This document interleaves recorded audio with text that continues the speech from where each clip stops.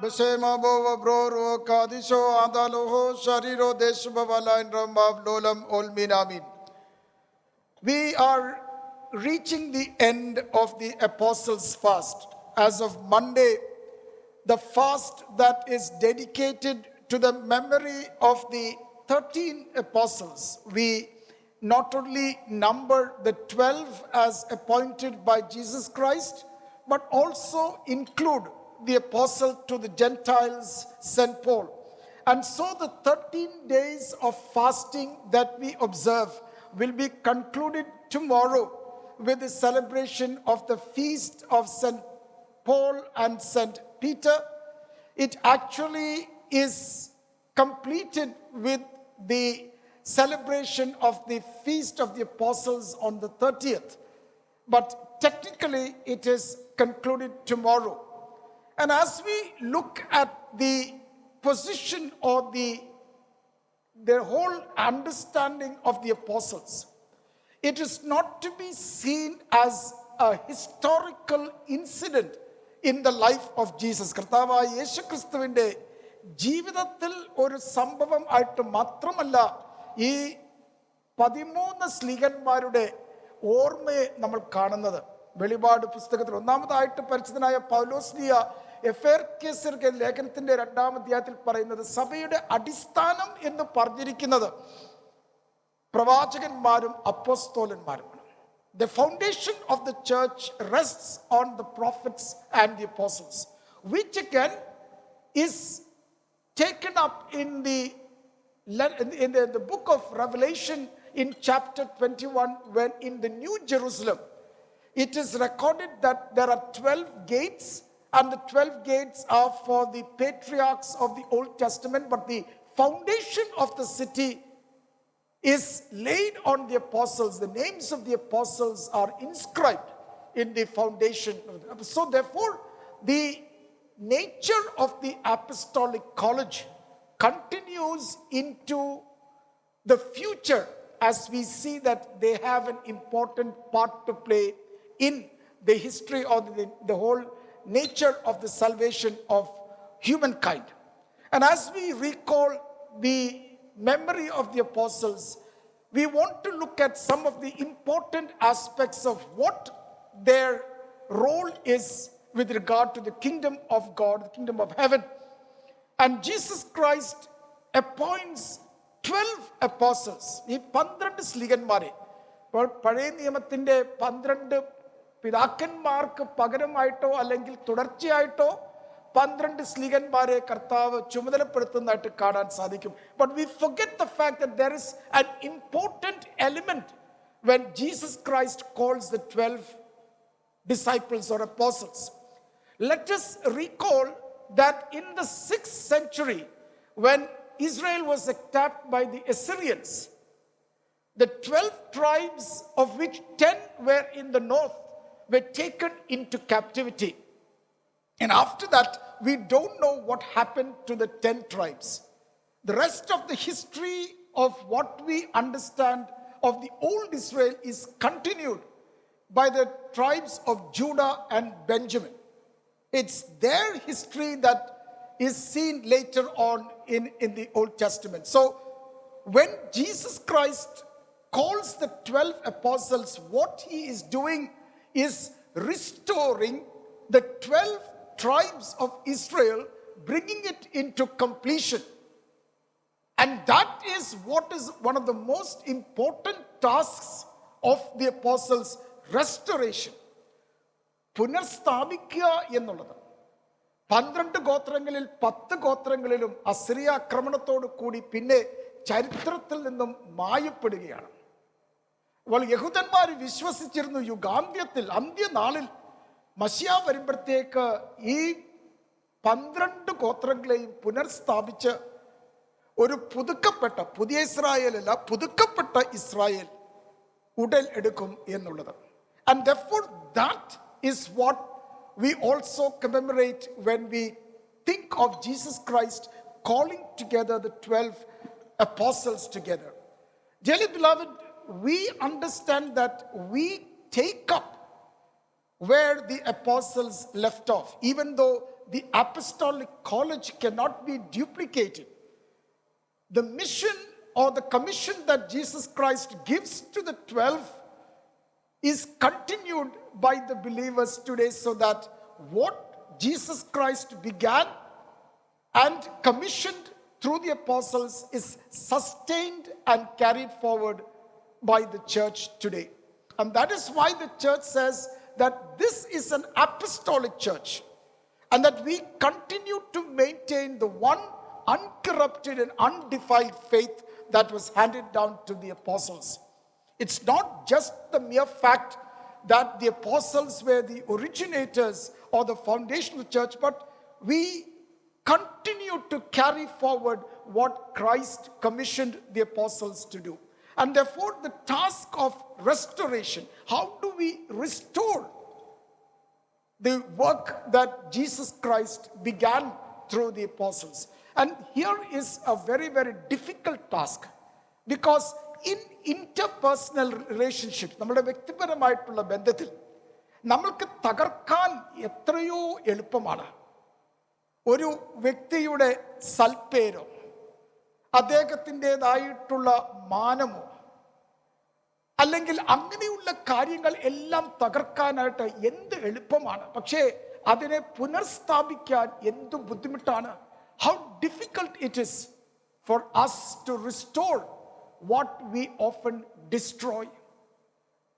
The notorious Angulimala, a bandit and one who had struck terror in the hearts of people, once saw Buddha and his disciples in the forest.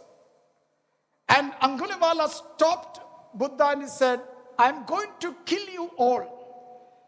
And Buddha very peacefully said, yes, you can kill us all and add us to your chain of people that you killed. Angulimala was the name given to this bandit because he had a string of thumbs he used of his victims as a chain that he wore.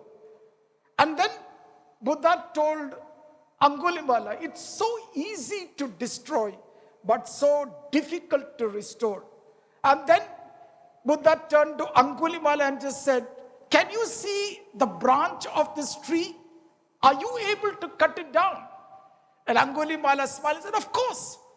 And he drew his sword and cut off this branch. And then Buddha said, yes, you are able to cut down the branch. But now I ask you, can you fix this branch back?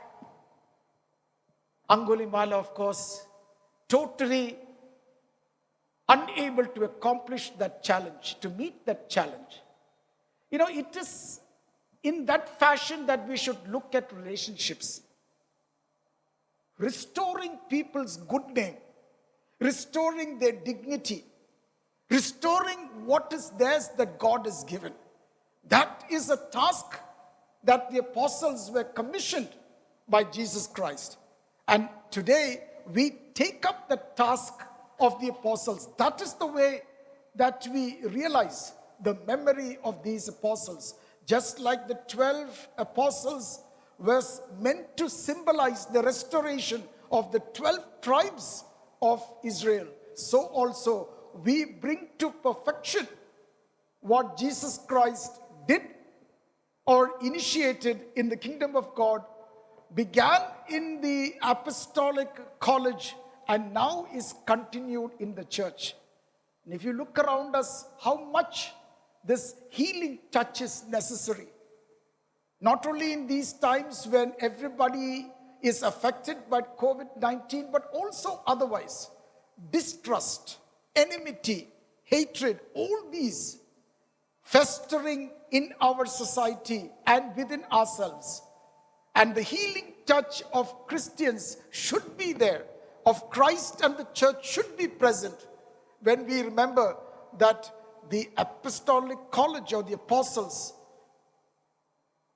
is meant to be a time that we think once more and meditate about the commission that Jesus Christ gave them and therefore to us. Now, when Jesus Christ calls the 12 disciples of the apostles, he tells them in Matthew chapter 20 19, and then in St. Luke's Gospel, chapter 22, Jesus says, when I sit on my throne of glory, you also will sit with me on 12 thrones and judge the 12 tribes of Israel. Now, we've got a very negative understanding of what judgment is. When Jesus Christ says, I'll sit on my throne and judge, and when the apostles are given the position of sitting on 12 thrones to judge the 12 tribes of Israel, we think of like what the courts do today, judging somebody who has done wrong. But the idea in the Bible is not merely about passing sentence for what is done wrong. The idea both in the Old Testament and in the New carries the understanding of administration or arrangement. So when Jesus Christ talks about the 12 disciples or apostles sitting on the throne and judging the 12 tribes of Israel, it's not as if though they are passing sentence on the faults and the shortcomings of Israel. No, more importantly, they are participating in how God recreates the present heaven and the earth so that it is refashioned as the new heaven and the new earth. As a new heaven. And therefore, this position of sitting on the throne is not to pass judgment so much as how we can participate in the recreation of all of what God has created. Metropolitan Dr. Paulos Margregorios states that humankind through baptism has been given two main authoritative positions, or rather tasks. One is authority and the other is diaconia, service. And it is very interesting that when you look at the passage in St. Luke chapter 22, it says, tell St. Peter there is a big fight about who is the greatest among them.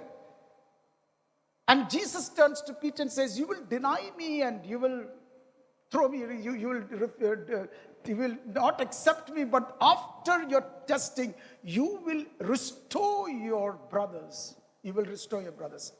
And how does St. Peter do this? By one of service. How can you be a servant to others? And Christians are asked not to lord it over. And this is important because we forget this so easily. When we think of the apostles sitting on the 12 thrones, we think of positions and of glory and all that. But Jesus Christ said, that's the way of the Gentiles. That's what others do. How should you be? If you want to be the greatest, be the servant of everybody. He who would be the biggest among you, let him be the least among you. It's a challenge that, or a new way that Jesus Christ teaches to look at others. And it is in the sense of service that Christ teaches us to love our brothers and sisters. How can we be of service to others? Not to assume positions, not to look for glory and power, but to be of service to others. And when we can do that, this is how we fulfill the commission that Jesus gave to the apostles and also gives to the church. How can I be a servant to others, a deacon to others, to fulfill the ministry of diaconia that Jesus gave to the apostles? And as we gather together to celebrate the memory of the apostles, let us understand the fullness of what Jesus Christ commissioned the apostles to do: restoration and service. It is in continuing these aspects of the ministry that Jesus Christ initiated that we now maintain the memory and the role of what the apostles accomplished in the kingdom of God. May God's Holy Spirit enable us to be persons who can restore the image and the likeness of God in our brothers and sisters, to be a servant to others, so that together with the apostles we can share in the glory that Christ reserves for all his children in the coming new heaven and new world. Amen.